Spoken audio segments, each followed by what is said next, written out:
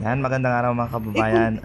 Behind the scene tayo ngayon mga kababayan. Siyempre, kasama natin si Miss Karin Davila, isang TV journalist, broadcaster po.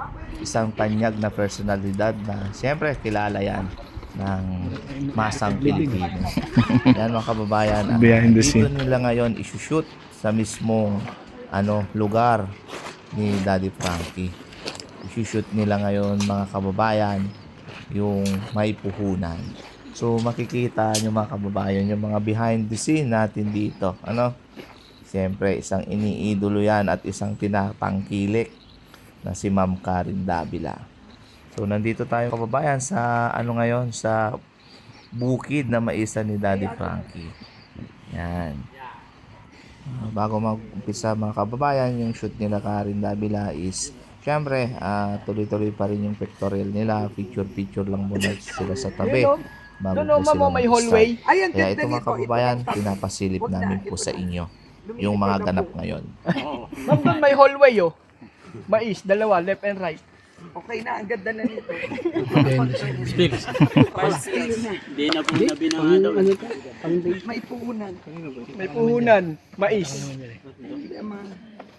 Paano ba yung may puhunan? Paano nga ba umasenso ang Gen Z-preneur na si Roan sa kanilang Pugo Farm na may mahigit 10,000 Pugo birds? Tarlac yan. Si Roan, Gen Z-preneur. Ay, hindi yan Pangasinan. Hindi, Bulacan yan. Ay, oh my God. Sa Rapay. Sa Bulacan yan. Sa Rapay. Okay, eto tingnan. Diyos ko yung araw. Paano nga ba umasenso ang Gen Z-preneur na si Roan sa kanilang Pugo Farm na may mahigit 10,000 Pugo birds?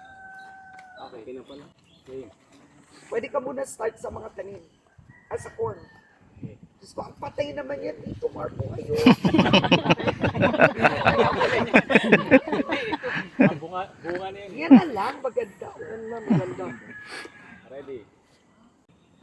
Hello mga kapuhunan, ako po si Karen Davila. Paano nga ba umasenso ang Gen Z-preneur na si Roan sa kanilang Pugo Farm na may 10,000 Pugo birds? Okay. 10,000 yun, syempre, aasenso yun. Baka nagsimula sa 10 na. Ito lang yung pasilip namin sa inyo mga kababayan. Behind the scene nga tayo. At dito po mismo ginanap ang pag-shoot sa isang programa nilang may puhunan. Kaya ito mga kababayan, medyo mabibitin tayo dito kasi may pupuntahan pa si Ma'am Karin Davila.